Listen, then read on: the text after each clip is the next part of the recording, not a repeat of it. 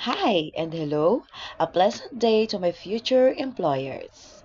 My name is Joanna Marigagno, 31 years of age from Nueva Ecija, Philippines. I am a mother of two boys, ages 11 and 13 years old.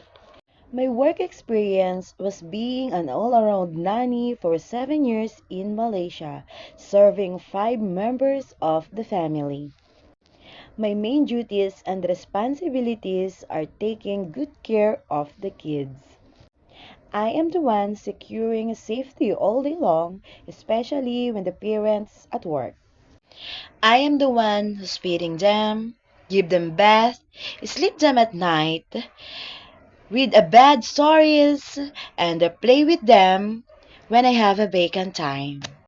Beside that, I am the one who's cleaned the house, vacuuming, mopping, fixing and arranging stuffs, and also cleaning and wash the bathrooms, washing the clothes, and ironing. To my future employers, you will not regret if you hire me. I'm easygoing and easily attached with the kids. I am joyful, cheerful, hardworking, flexible, and willing to grow and learn more.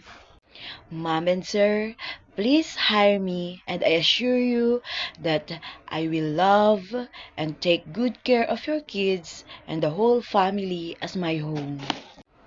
Hope to serve you. Hope to work with you soon. God bless and thank you so much.